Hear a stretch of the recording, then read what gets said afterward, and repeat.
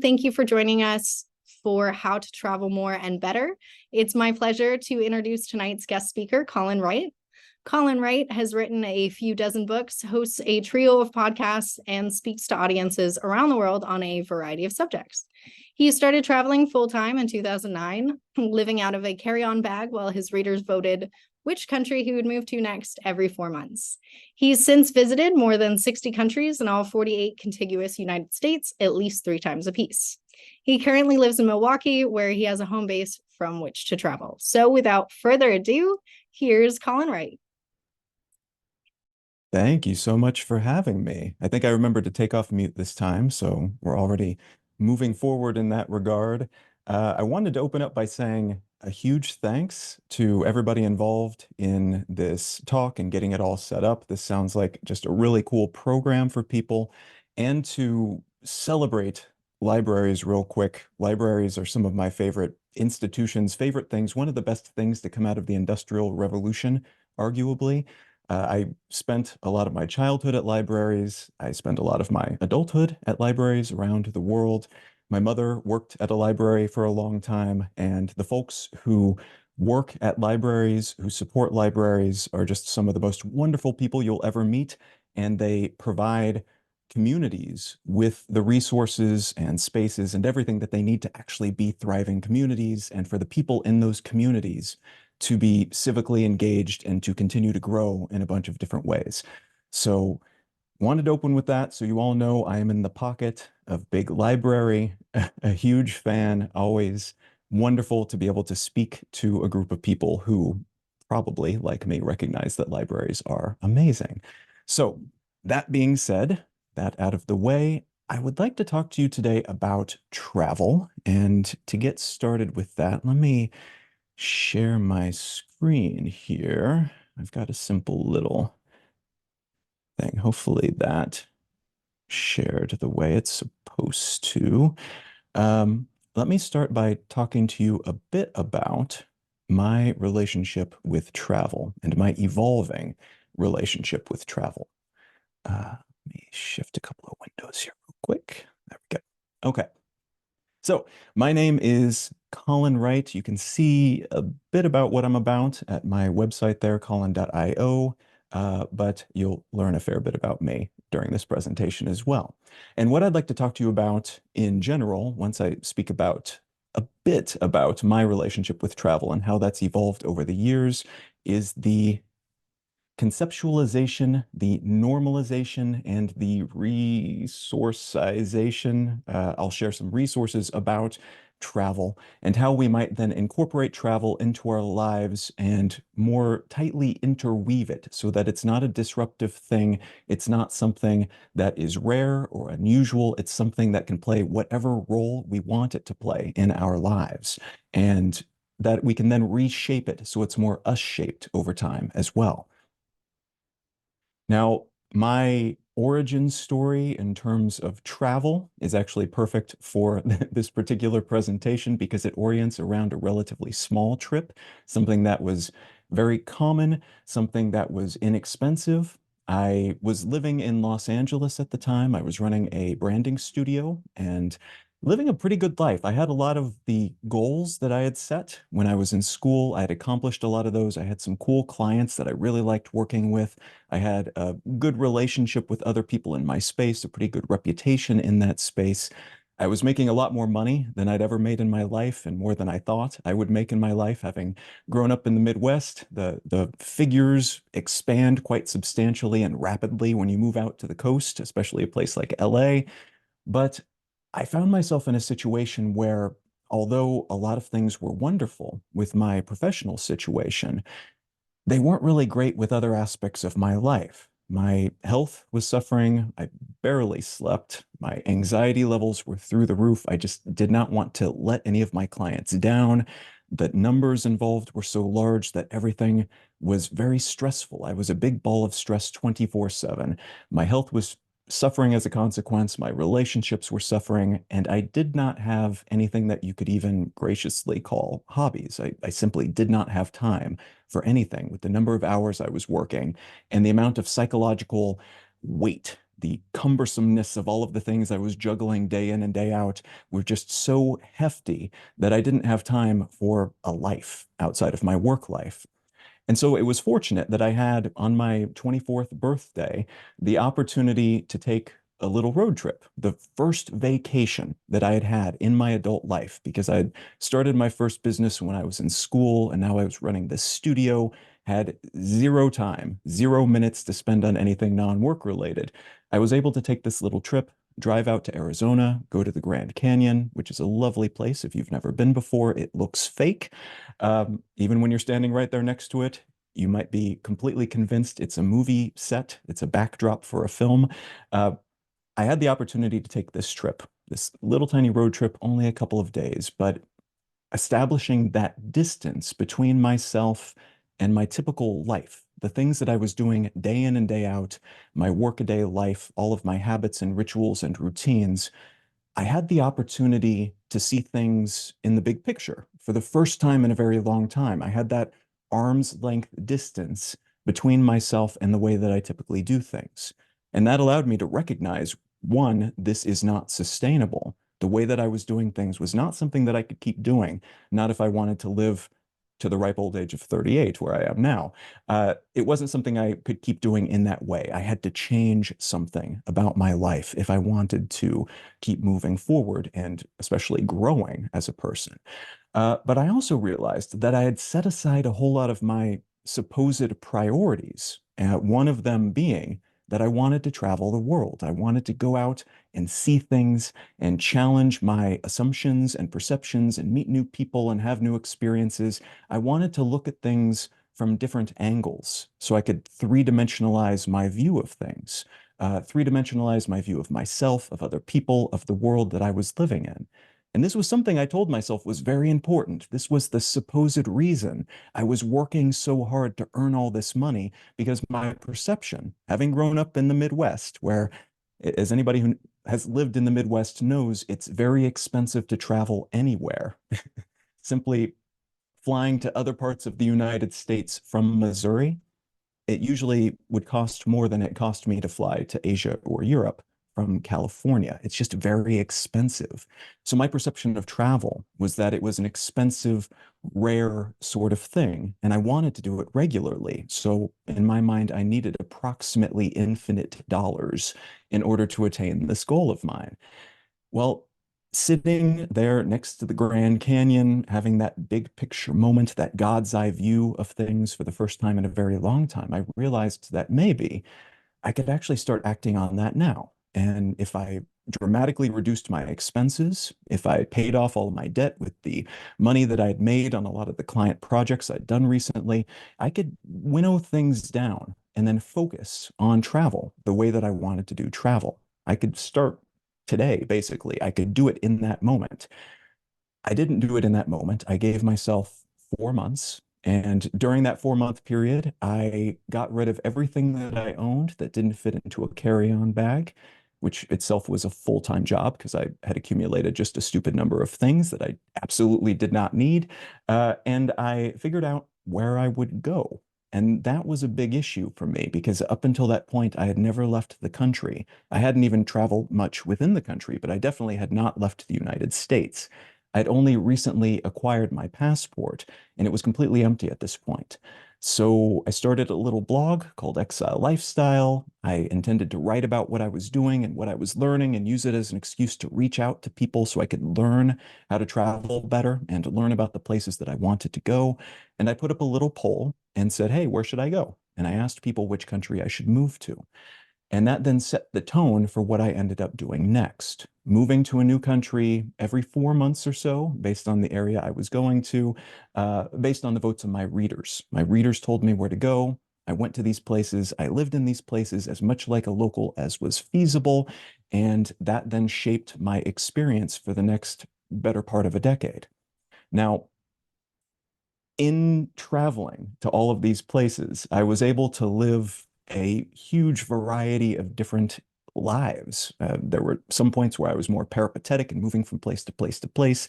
In some cases, I was living in a beachside bungalow. In others, I was living, in an old brownstone. Sometimes I was living in very remote rural areas, sometimes very urban, sometimes walkable, sometimes not.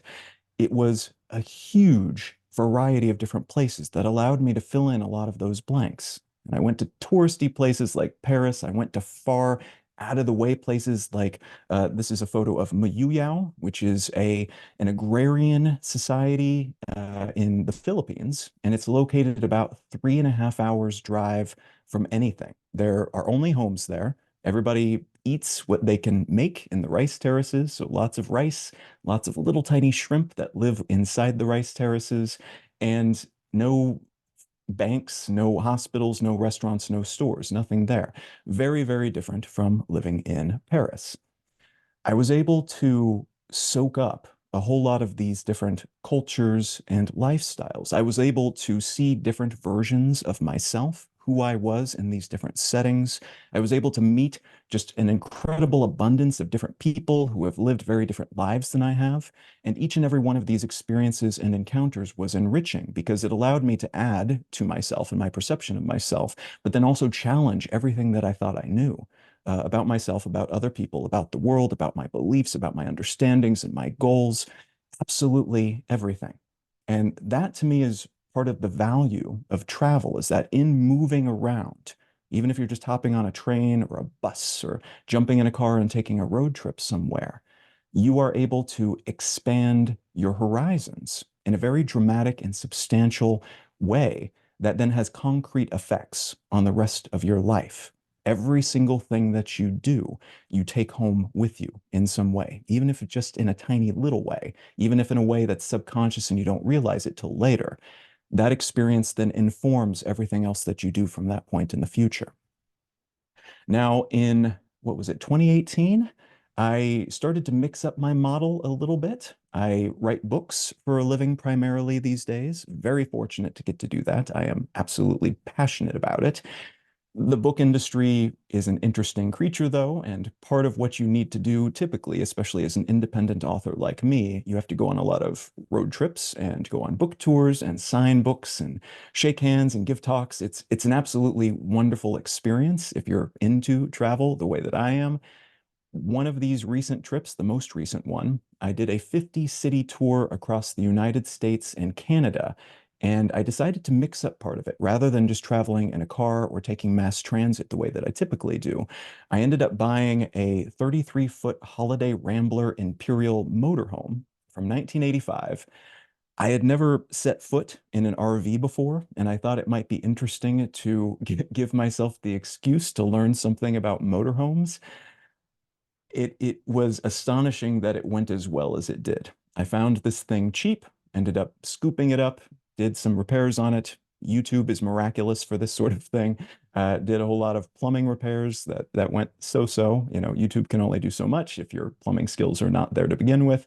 But I was able to then travel around in this different way. And most of my past handful of years have been different experiments of this kind, trying to challenge myself to see things, to garner all those new experiences and perspectives, but to do it from different angles, to try to see the spaces in between places, to try to see areas like RV parks, which otherwise I wouldn't have any reason to go to or even know about. Now I am acutely aware of the different sorts of cultures and regions and places that exist in that corner of the United States and Canada in this case. Now, shortly after that last trip, part of why that's notable for me is that shortly after that trip, like many people, I had to set my passport aside for a little while. I was visiting my parents. At the time, I was living in London with my then girlfriend. I visited my parents in Missouri right before COVID hit. And that then, of course, brought a sudden long pause into my life. I transitioned into a completely different way of living for a while because it was not safe in most cases, in some cases also not legal to travel the way that I'd been traveling before. But I also decided during this long pause, because a pause can be valuable too. It can be different if you're accustomed to moving around rapidly and seeing a bunch of different things all at once. being forced to stay in one place for a while, that can be a novelty. And while staying in this one place for a while, I had the opportunity to think about things. And I decided that my next step, rather than taking a train somewhere or hopping on a flight to a remote part of the Philippines or buying up an RV and doing my best to fix it up and full time in that thing for a while, instead of that, I would do something that absolutely terrified me, and I would hold still. And I would not hold still in the sense that I literally wouldn't go anywhere, but what I wanted was a home base. I thought it would be an absolutely staggering undertaking that absolutely did terrify me to buy furniture and to receive mail every single day. And I say that because at this point, I was in my 30s. The last time I bought furniture, I was 24 years old, and I'd seen and done all of these things in between. I did not know who I was in that context anymore.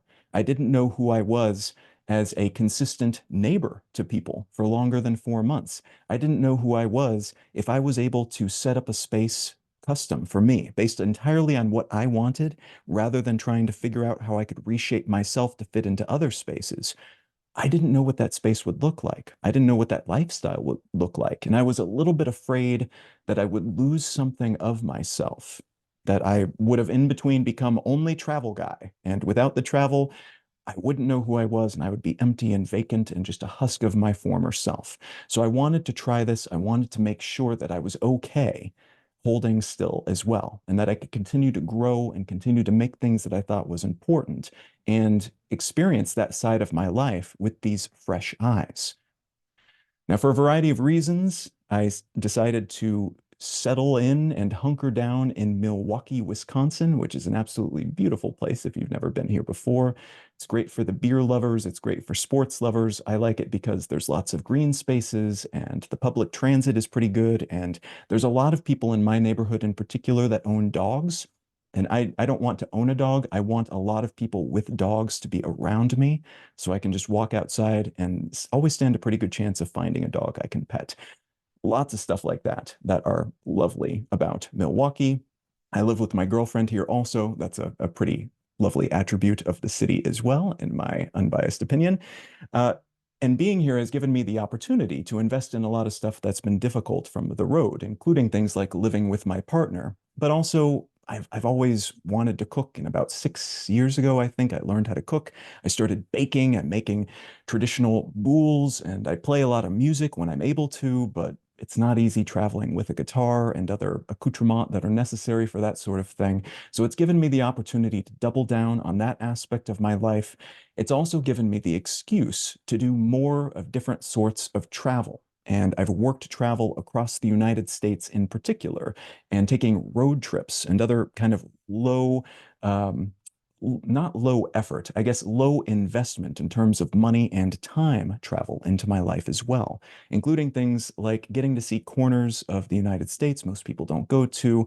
And one of my favorite things to do is to take a road trip and then just find the most bizarre roadside attractions I can possibly find and check those off my list as I go through and tell people about them. They usually don't believe me, but these things exist and they are magnificent.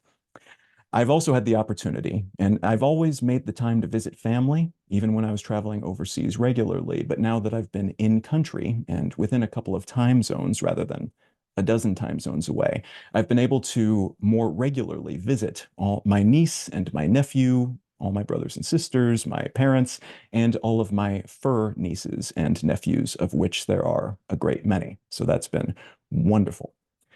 Now let's talk about travel as a concept. I mentioned a few things there, waxing poetic about my own relationship with travel, but some of the main things that I try to convey to people when they ask me about travel are thus. First, we all travel for different reasons.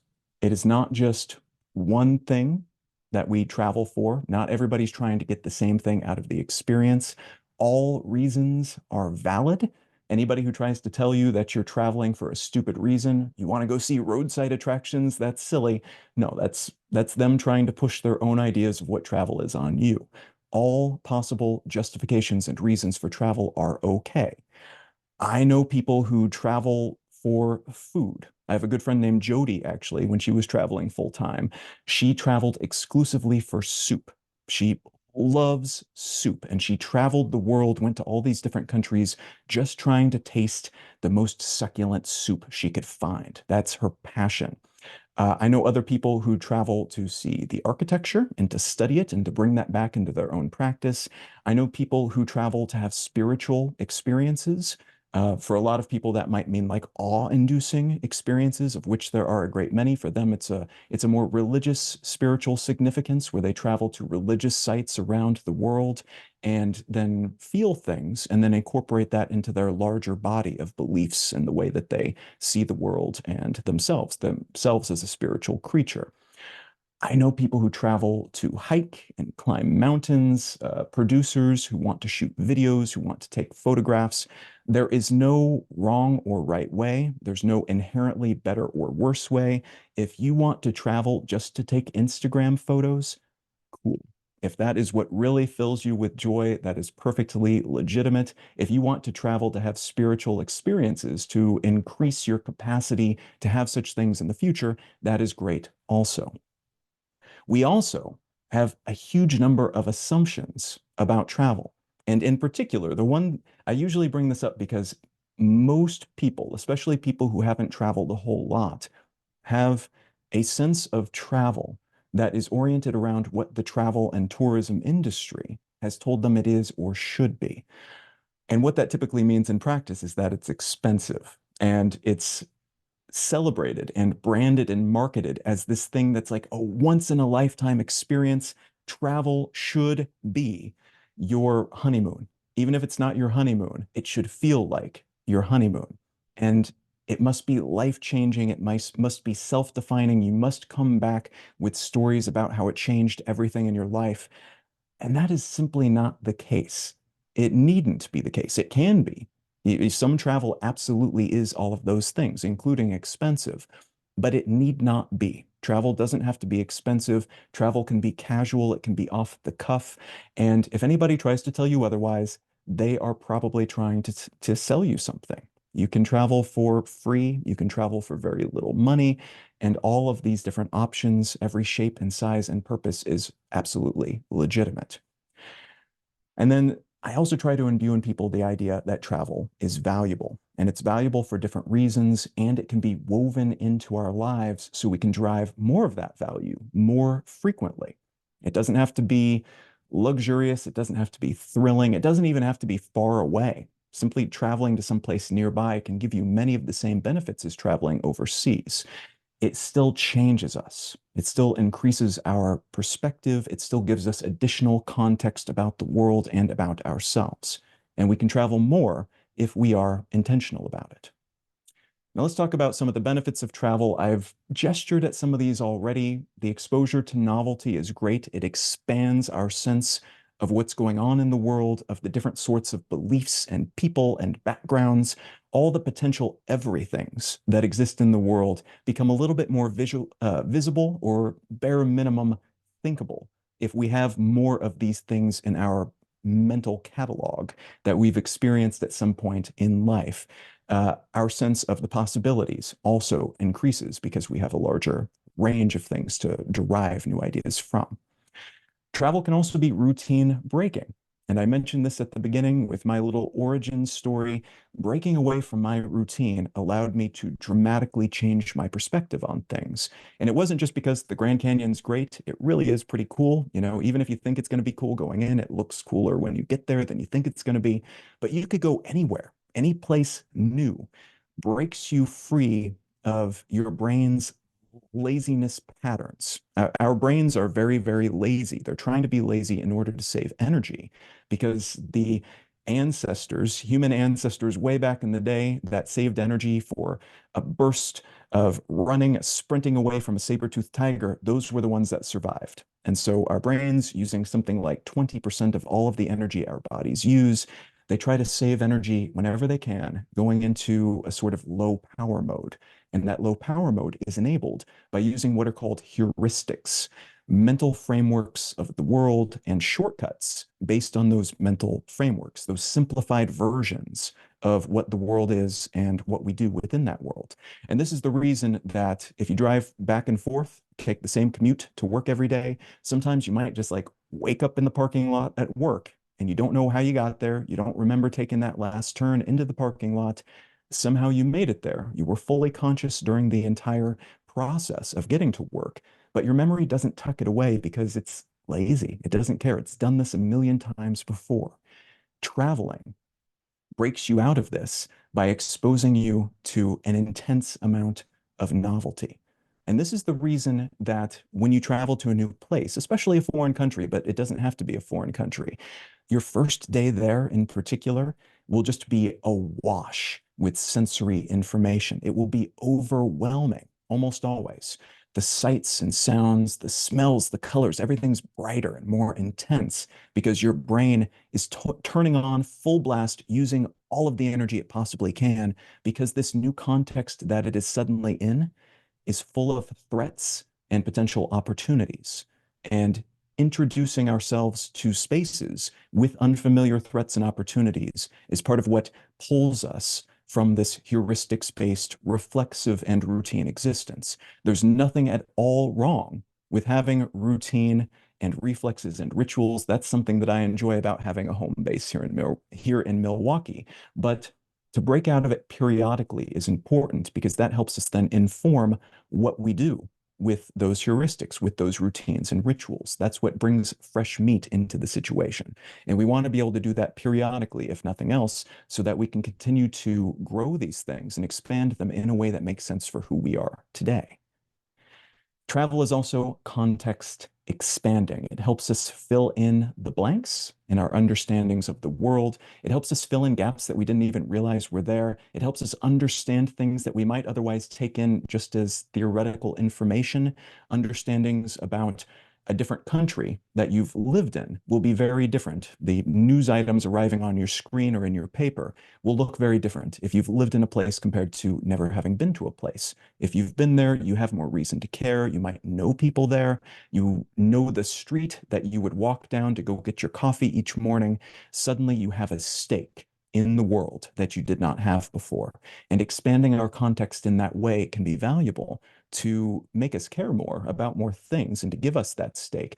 But it can also give us a productive sense of humility because, again, it expands our range, our understanding of what is possible, just how diverse and different and how spectacularly complex the world is, despite that intuitive sense that we understand things now. We get it, and there's nothing left to learn. Normalizing travel is a drum that I try to beat regularly because although it can be a lot of fun and still quite valuable to travel once a year, once every couple of years, do it on your honeymoon, do it on vacations, do it when somebody has a wedding, that is absolutely valuable and it's nothing to look down on. But normalizing it, at least in some way, allows us to do it more regularly. And it allows us to engage in different shapes and sizes of travel as well. Oops. Making it casually accessible is something that allows us to work it into our lives without stressing out. It's something that allows us to build different types of travel into our existence, and it allows us to do different things. Rather than always going to a beach resort or taking a cruise, rather than always going to a place, staying in a hotel, attending the wedding, that sort of thing, it allows us to engage in different sorts of travel, expands our sense of what travel can be. And it's something that allows us to then incorporate different aspects of travel into our lives long term. My solution to this, the approach that I take to building travel into my life, now that I have a home base here in Milwaukee, and now that I'm not living out of carry-on bags, I own more stuff than carry-on bags. I own art on the walls. I have a fancy microphone, things that would not fit in my bag that I'm now able to indulge in. Something that allows me to still travel despite not fully optimizing my life and orienting my life around travel is what I call mini vacations. And these are valuable and useful, I find, in part because they are like vacations. And that's in fact one of my personal tenets for a mini vacation is that it should be relatively stress-free, that it should not be a burden or something that I'm worried about when I put it on my calendar or decide to schedule it ad hoc out of nowhere. It shouldn't be something that weighs on me or disrupts my life in a meaningful way. It should be something I look forward to, something that refills my battery rather than draining my battery. And so it should also be affordable because one of the most stressful things you can do is invest in something that is very expensive, whether we're talking about money or time or psychological energy that you would prefer to be spending on something else, having to then invest those things on something that you don't really care about, an experience, an adventure, a commitment that you don't particularly care about, that can be draining. And mini vacations are also importantly shorter term. And sometimes that means half a week. Sometimes it's a long weekend. Sometimes it's a day. And in some cases, you can even do something like this in just a couple of hours. Mini vacations can take you to a friend or your family's place. You can visit a nearby landmark. You can go to museums. I highly recommend going to museums. You can visit libraries too. Libraries are often quite beautiful and they're filled with lovely people and interesting things.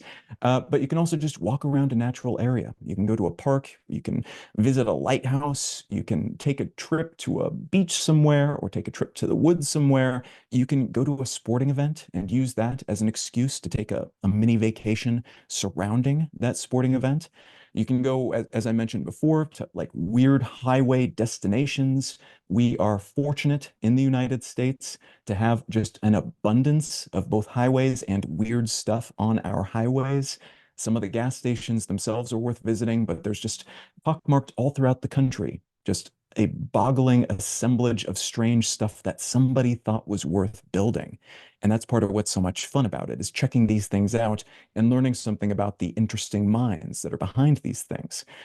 My parents actually, before they left, they live in Seattle now, but before they left Missouri, they made this a regular part of their schedule, where each month they would take at least one trip to some place in Missouri that was named after a foreign city. And Missouri, like many places in the United States, actually, has a whole lot of cities and towns named after foreign cities. So there is Kabul, there is London, there's Paris, Missouri. And so they would go to these places and then they kept a little free online blog, a little travel log about these places. And they treated it as if they were going to the great big cities, to these big tourist destinations. There's nothing in London, Missouri. It's basically just a sign in the middle of nowhere. But they were able to turn that into an adventure and quite the trip. And it was a very funny writing that they had about it as well, because they were setting aside this time, they were turning it into a project. They were making it something that they did together.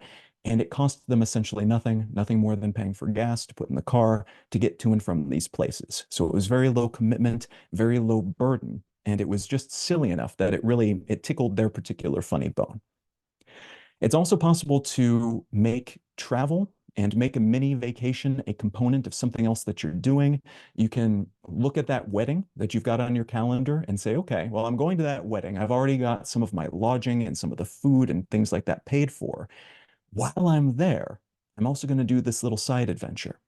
I regularly get invited to go do things. Every once in a while, I get to go visit like a NASA facility or something like that. It's really, really fun. It's one of the main perks of doing what I do for a living. And then typically, after I get invited to go do that sort of thing, I'll build a series of mini vacations around it because I want to turn it into a multiplicity of different events, not just a single event. Because sometimes the single event can then start to weigh on you, or it'll be just a thing that you do and then you walk away from without having fully soaked up the true potential of visiting that new location because you're just going to a place that people a point A to point B sort of situation. You're going to the hotel, you're going to the event that you're scheduled to go to. You have no excuse to visit anything else in between. Scheduling mini vacations can help you avoid that point A to point B sort of travel and help you see more of the spaces in between places.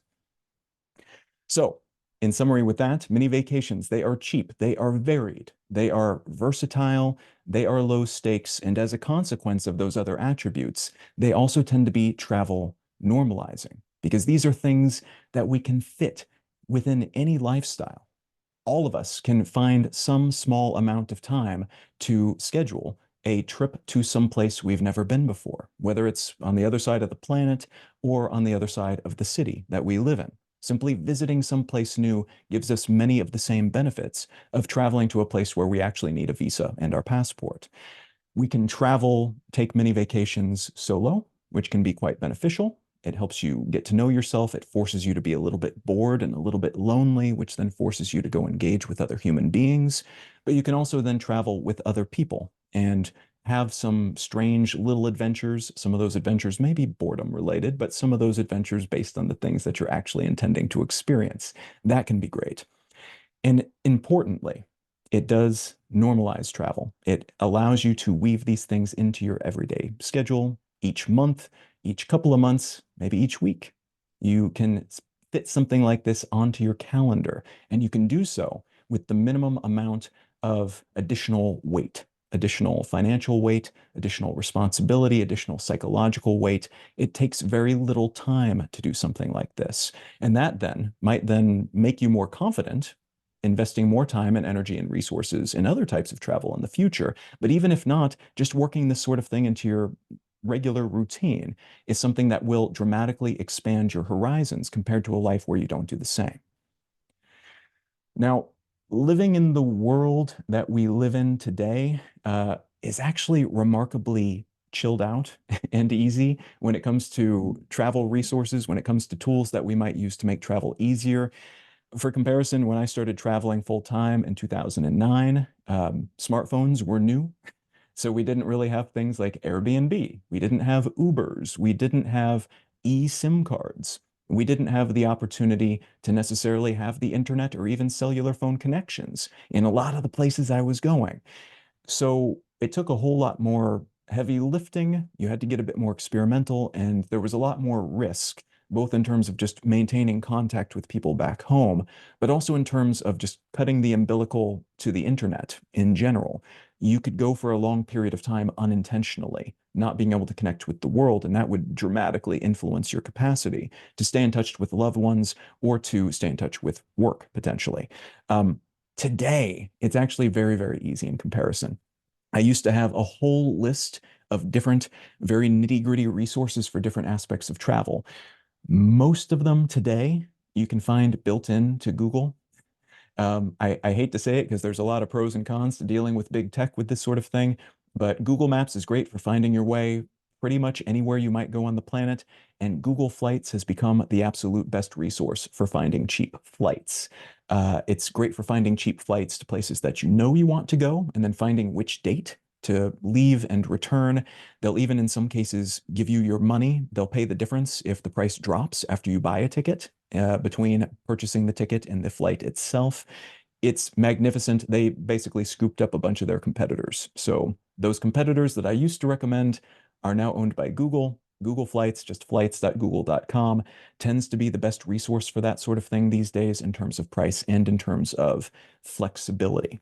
The other one, though, that I like to recommend, and this one is not as well known, but to me, it's better in many ways. It doesn't have as many airlines in it, but Rome to Rio shows you a combination of different transportation options. And that's cool because in some cases, you don't want to take just like a couple of planes to get from point A to point B. And you don't necessarily just want to take a bus or just take a train or just drive. In some cases, it will make more sense to drive to a neighboring town, take a plane to another city, and then take a train from that city to the place that you want to go. That's actually common if you want to find a cheap flight and transportation to parts of mainland Europe. Often you can find relatively inexpensive flights from Boston or Atlanta, fly into Oslo, and then take a train, or in some cases a boat, to mainland, to the rest of the mainland, Europe, from Oslo. Rome to Rio shows you that combination of options. And it's a great resource both for getting to places with spending less money along the way, just on the transportation element of your travel, but it can also help you turn the travel component of your trip into the adventure, especially if you take a train. The ones in the US are decent. I'm trying to be generous here. I like Amtrak. They're not as great as trains in other parts of the world, but I like Amtrak personally. But the trains in Europe are really spectacular. So you'll go to some places where certain types of travel can be part of the adventure, can be truly enjoyable, can be strange and uncomfortable in an interesting way.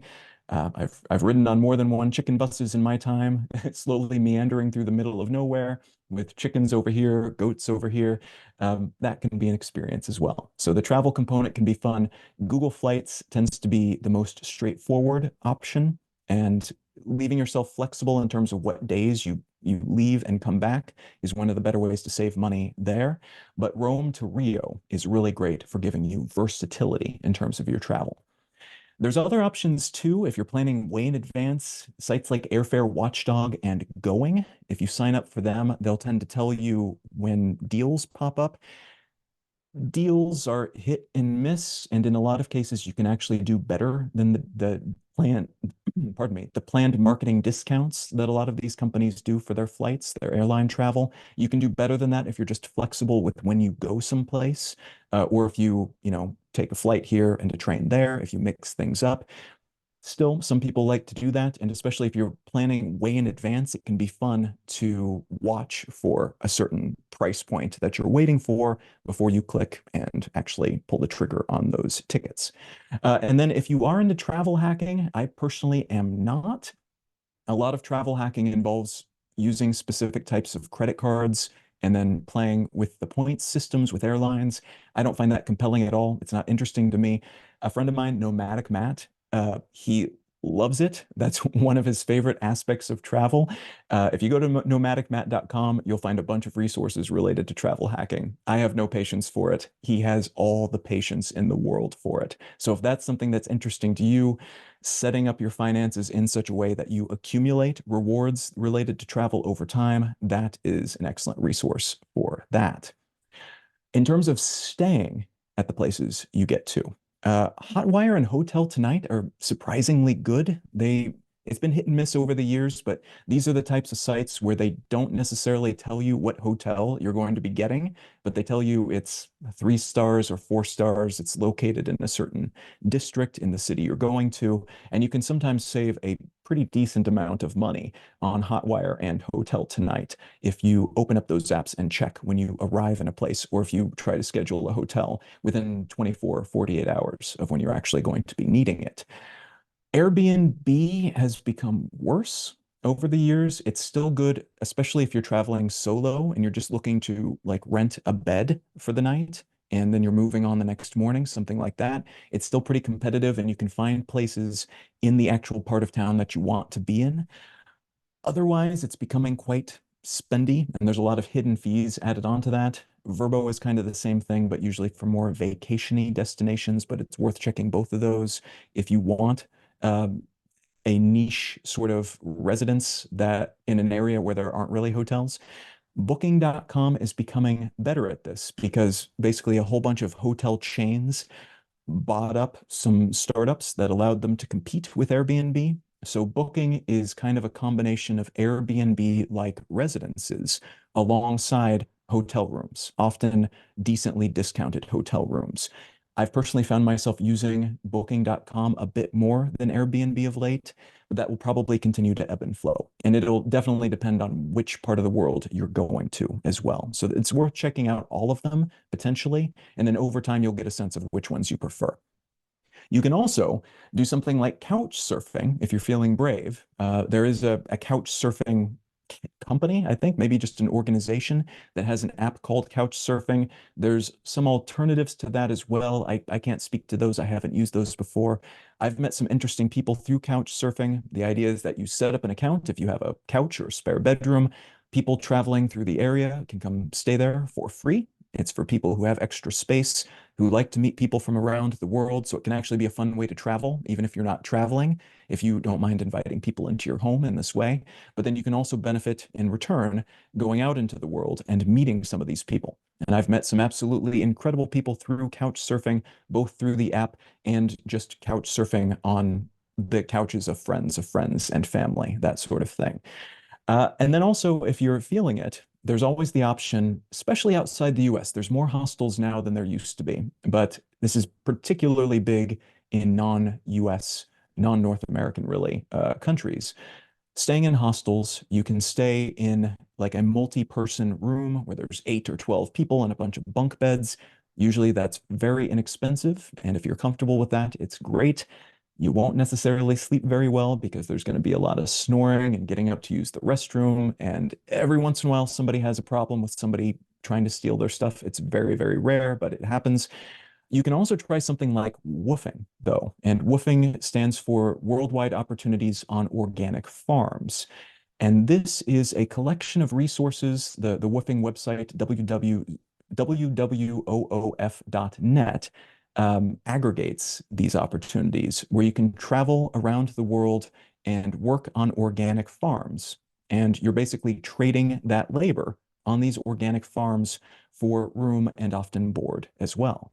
So if you don't have anything specific that you want to do in a particular area, you just want to go someplace and you want to keep your expenses low, that could be an interesting way to do it. I've only done this once. It was a really cool experience. I met some very interesting people. It has a lot of the charms of hostels, except that you are being not paid to be there, but your expenses are dramatically lowered by working at these organic farms. And they're typically run by very interesting people and filled with other woofers who are also quite interesting people from around the world. And then in terms of enjoying it there, Google Translate has become just incredibly powerful. It's ridiculously stupidly powerful these days to the point where it's almost like a Babelfish level technology from Hitchhiker's Guide, where you can just converse with other people back and forth in a couple of different languages. And if you have a strong internet connection, at least, we'll do it on the fly.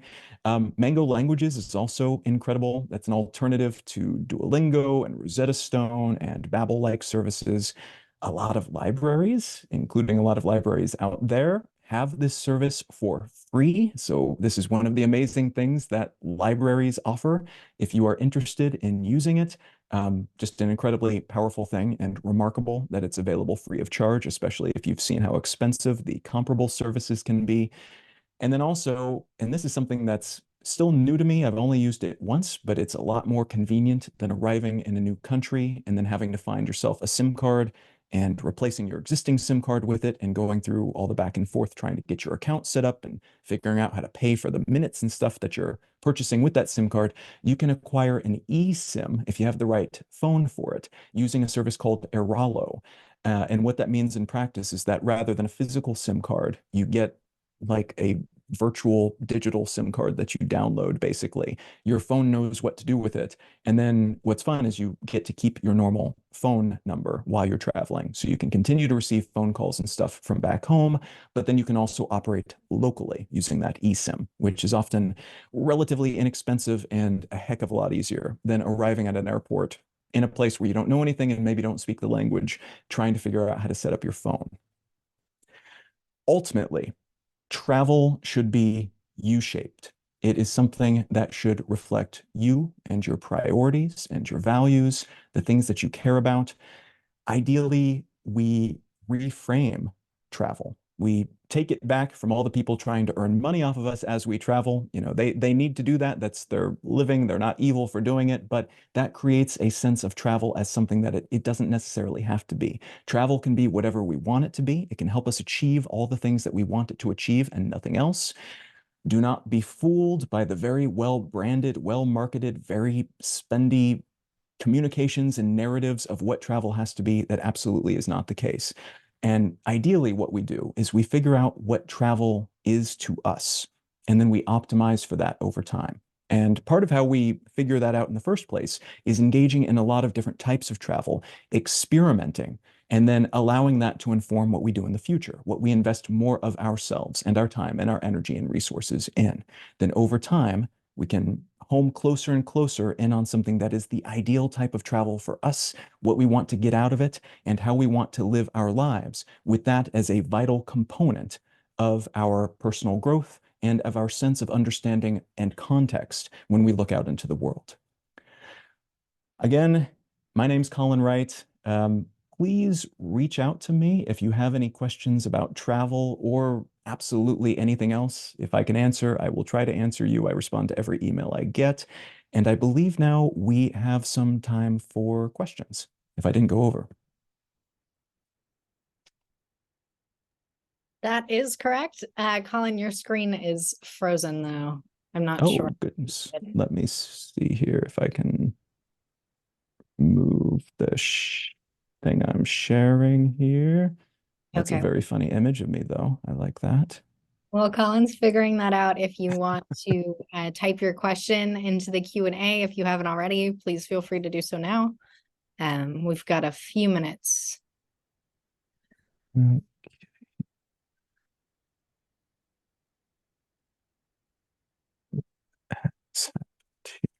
why can't turn it off? Put my camera to sleep. So Colin, I can shut your camera off, but you'll have to turn it back on. So let me try this. Oh, okay, great. Thank you.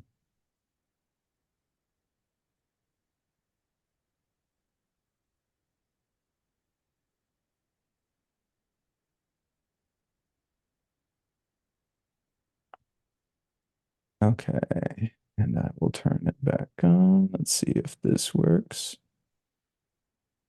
Oh. Oh, unable to start because the host has stopped it. There we There go. we go. All right. Living in the future. Welcome back. Okay, so we'll get into it. Your first question is about the gear you use, both good and bad, while you were traveling full time, and if you have any essentials that you would advise fellow nomads to have on hand. Yeah, let's see. Well, as much as I hate to say it, smartphones are incredible tools. I know a lot of us use them for purposes that are not as incredible and necessarily utility belt-like, but when you're traveling, modern smartphones are great. They replace so many of the gadgets. I used to carry around a little point and shoot camera in addition to a little Motorola Razr flip phone and countless other things that now I don't have to carry because of the phone in my pocket. So that is a very useful thing, especially if you develop a symbiotic rather than parasitic relationship with it. A phone is marvelous. And then you can use a lot of the tools like Mango Languages on your phone to continue to grow and learn and interact with people and even like entertain yourself as you travel. It can keep entertainment cheap. Libby is just like one of my favorite apps on my phone, and a lot of libraries have that. It allows you to download ebooks and audiobooks wherever you happen to be. It's fantastic. Um, on top of that, a lot of people get caught up on the gear. And there are a lot of things. I carry a Pact One bag, which is a brand PAKT that I really like. Um, I've used bags by eBags that are fantastic. I have all sorts of clothing that I wear that I know last and looks generic enough that people don't notice if I wear it over and over again. I would advise, though, in most cases, don't get caught up on the specifics of the gear that you're carrying. Go travel a little bit, try some things out, see what you're missing, see what you took that you don't need. Most of us will take more stuff that we don't need than leave stuff behind that we do need. Focus on the essentials, just have the toiletries, have any medications that you need, bring a book or a Kindle or your phone, something to entertain yourself with in between on long journeys. But beyond that, don't get too fixated on the stuff because the stuff, I could recommend something that works great for me. It won't necessarily work great for you and your priorities, the way you like to travel, your aesthetic sensibilities. That's something that you'll figure out over time. And even if you travel with something that at first you feel looks stupid or doesn't work perfectly, that's kind of part of the process of winnowing in on something that will ultimately serve you long term. And it's just a matter of then going through that and rifling through it and cycling through it over time. It's a non-answer, I know, but like that's the most honest answer I think I can give. Well said. Okay, next question. What age group were you addressing in your blog, Exile Lifestyle? Oh, all ages. But interestingly, actually, uh, like I don't look at a whole lot of audience demographic information online. I don't do ads, so I don't have to have that stuff collected. But what I tend to find is it's a lot of people who are at the beginning of adulthood. So it's people who are older teens, young 20s, but then also people who are 50s and older. And I think the reason for that, a lot of the stuff that I talk about is finding yourself and stoking creativity and figuring out ways to continue to grow as a person, whatever your circumstances, and to continue to learn and to pursue things just for the sake of pursuing them, that sort of thing. And people who are in those age demographics are either the very beginning of being able to explore some of those things, or they're at the next step in their life in which they're looking for a kind of revivification of the same thing after a period of maybe having more responsibilities that kept them locked into a certain way of doing things or preconceived notions that they had to live in a particular way. And now they're just starting to have that Grand Canyon moment where they're looking at things from the big picture for whatever reason and rethinking the way that they might build their life. And one of the best things about the work that I do and having that blog and doing the other stuff that I do is having people write to me from all over the world and getting to hear what they're up to at that moment.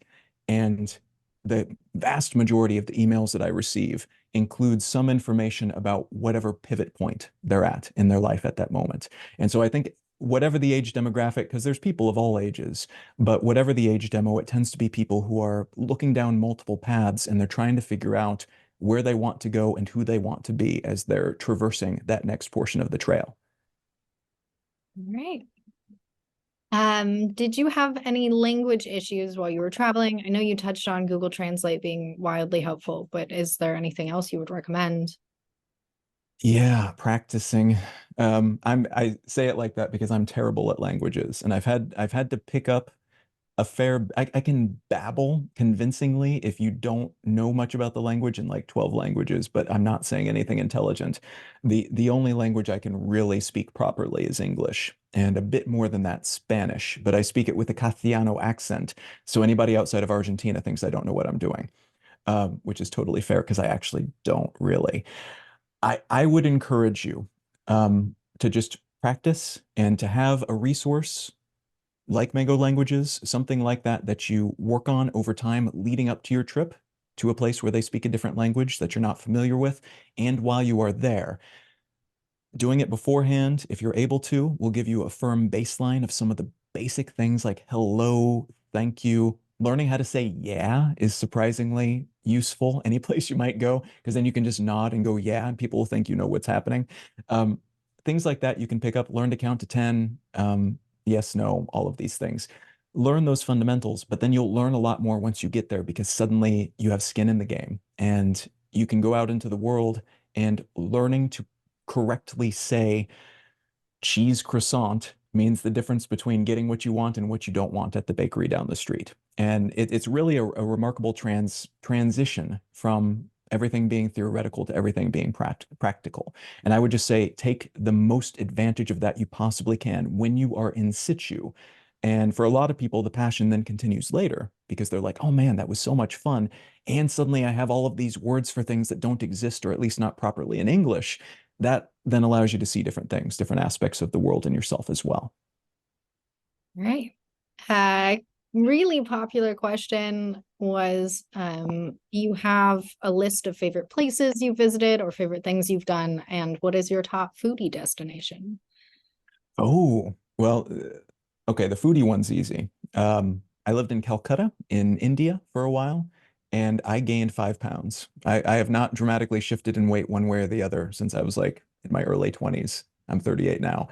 I gained 5 pounds when I was in Calcutta because the food is just astonishingly good and terrible for you. It's really, really bad for you, but so delicious and inexpensive if you're spending US dollars. So dangerous place to live if you are into food and don't want to gain 5 pounds.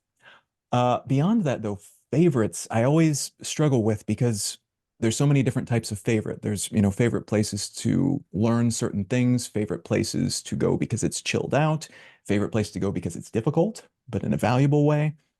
My favorite place in terms of atmosphere, and I say that in terms of the weather, but also the aesthetic sensibility and the culture and everything else, is probably Iceland. I've lived in Reykjavik several times, and there's a term, an Icelandic term, gluggaveður, that means window weather. That's the direct translation. And what it refers to is the type of weather that is great to look at through a window. and you absolutely would not want to be in it, but it's so much fun and so beautiful just to look at it. And a lot of the Icelandic climate, the nature and the environment there is very gluggaveður related weather. I love sitting in a little stone concrete home, very dense, very well insulated in Reykjavik. You can see the wind, you can see the water, and the storm is blustering outside, and everything is terrible. And you can go outside periodically just to remind yourself what you're missing out on. But then you come back inside, and all of the homes are heated using geothermal heat from all the seismic activity underground. So it's a nice, continuous little warmth that you have permeating everything you do. That is my absolute favorite place to sit and write about difficulties I have elsewhere, because there's not a lot of difficulties in Reykjavik. All right. Um, do you have any recommendations for how to find good cheap restaurants, where to find cool things to do in your city or outside of it, etc.? Yeah, so to a certain degree, you can get pretty far using Google Maps. It pains me to say it because it's so generic and everybody uses it already. But if you're willing to put in the time and don't necessarily trust the reviews, you can find some interesting little niche out of the way places. My favorite way to do it, though, and the most reliable one, and it's my favorite for a couple of reasons, which I'll get into in a second, is to just talk to somebody who lives in that area. And it can be really simple. I usually do it with somebody that I'm having a quick engagement with where they have to talk to me. So I'm getting gas at the gas station, or I'm getting a coffee at the coffee shop, and I'll just say, hey, I'm in town. I don't know anything about this place. What's your favorite place to eat? Or where do you take people when they're visiting? And then almost always they will be thrilled to tell you, one, because they are getting to give their opinion about something, and we love to give our opinions about things, but also they get to help somebody, they get to show off something about their town, they get to make sure they have a good experience. More than once, I've actually had people invite me to go out to eat with them, or in a few cases, to go eat at their home, which was unusual and great. One of those cases, we did not speak any of the same language, and yet somehow we made it work. I just followed as they gestured and then ate what they told me to eat. You probably won't have that experience everywhere you go, but almost always you will get some pretty good recommendations. And then occasionally, like 5% of the time, a truly hilariously, entertainingly tragic recommendation, which can also be fun. All right. What else do we have? Do you have any recommendations for travel problems like jet lag or anxiety? Is that anything you struggle with? And what are your best tips? Yeah, so anxiety in general, especially a lot of people get this with plane travel. And I know everything with Boeing being in the news recently, that doesn't help that kind of anxiety. But statistically, reminding myself that I am safer in a plane than I am in a car. And I get in a car well, not every day. I get in a car semi-regularly without even thinking about it. That helps me a little bit. And then also when I'm on the plane, looking out the window, looking at the machinery, allowing myself to experience awe that we as a species have figured out how to do this. And on a casual, regular basis, all day, every day, we've got heavier than air vehicles flying around the sky that rapidly, and it's available that relatively inexpensively for what amounts to wizardry. I try to remind myself of that too, and I can usually then get caught up in the awe, even if there's a bunch of turbulence or something. What was the other part of that question? Jet lag. Jet lag. Oh, typically what I do, and I'm unfortunately it's imperfect, but what works the best for me of all the things I've tried is adjusting my eating schedule the day before I'm going to a new place for the eating schedule in the place I'm going, because that helps with your routine and your perception of routine a little bit, but importantly, it also helps with your blood sugar. And that then tends to tweak the knob on all of the other things that you're doing, including just when your energetic levels arrive throughout the day. Good recommendation. Um, do you do a lot of research before going on trips normally, or do you wing it? When do you use one or the other if you use both?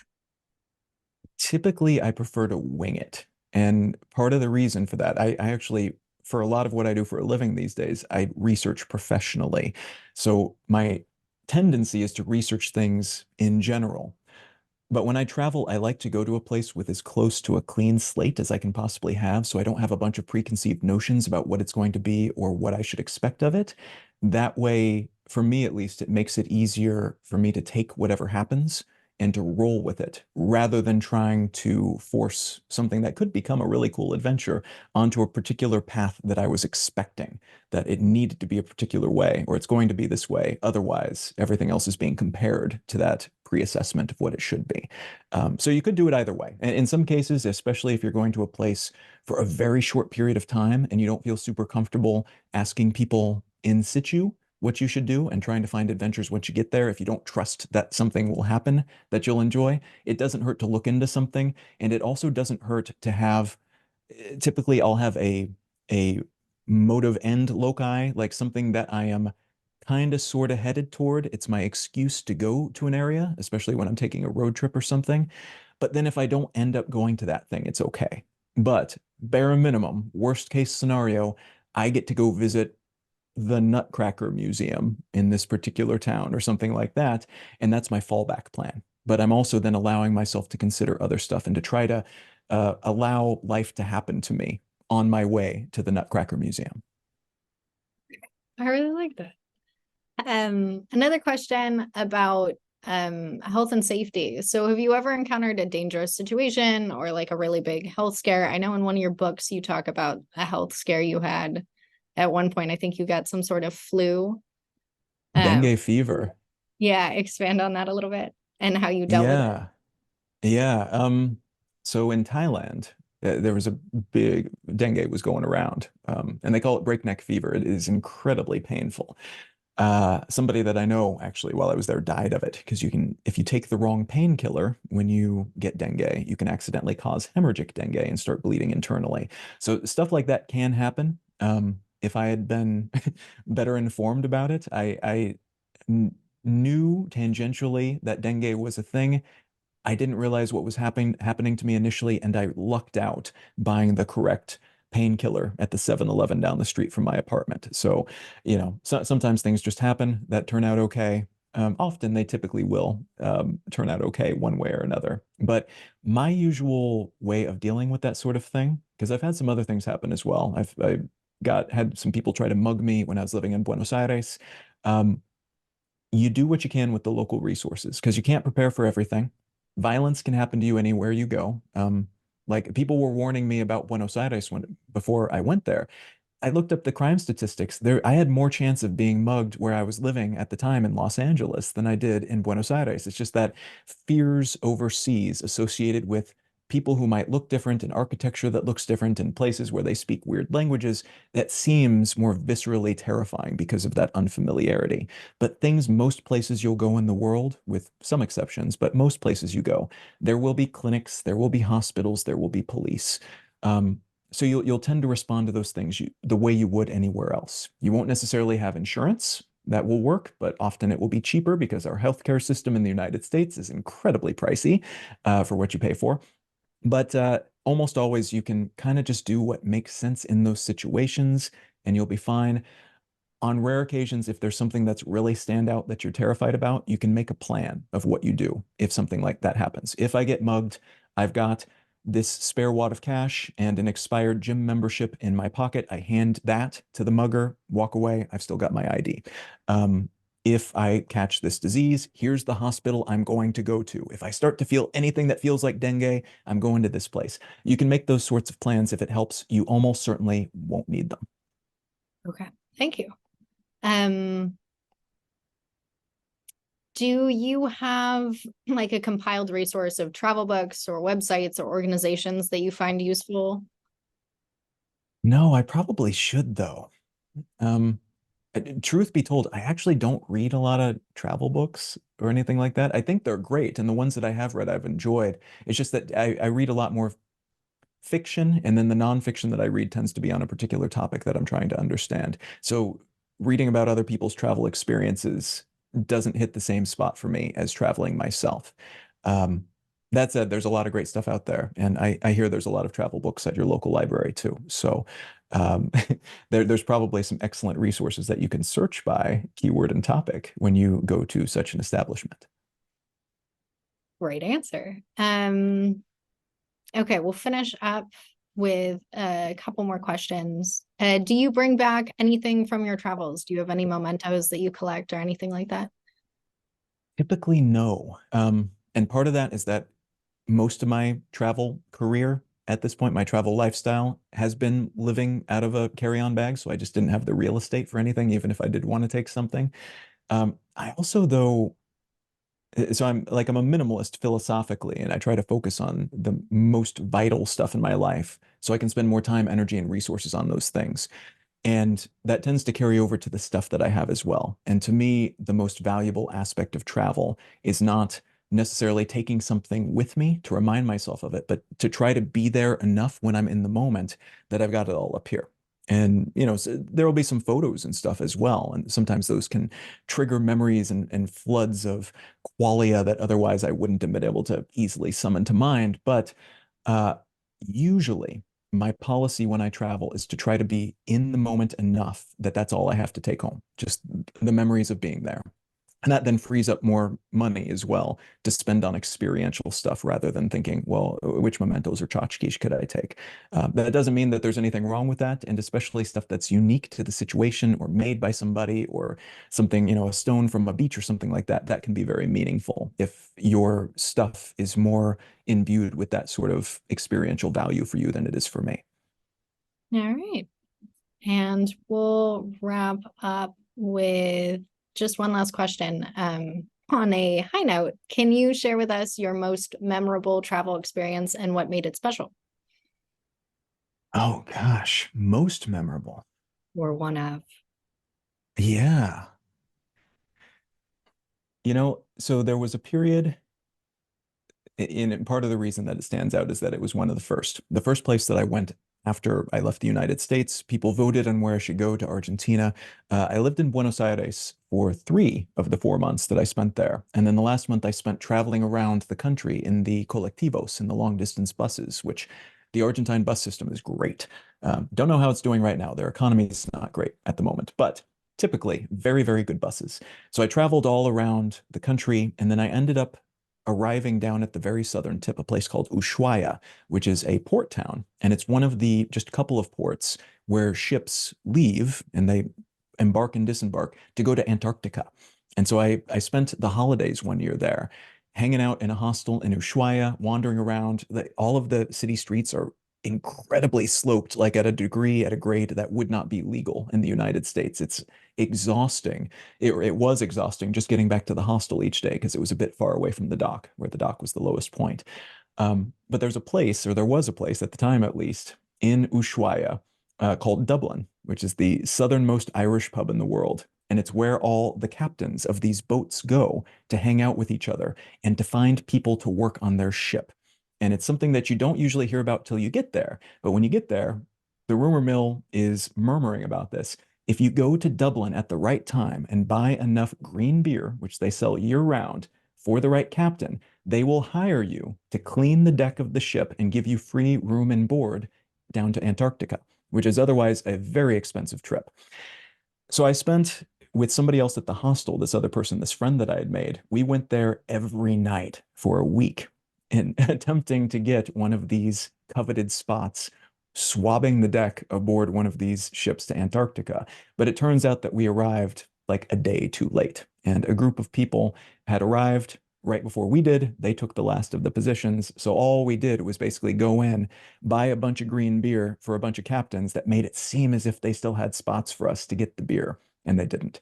And it was a wonderful experience. It was a weird little lead up to Christmas that year, and it was a great bond building experience with the other people who are trying to do the same thing in a very strange part of the world.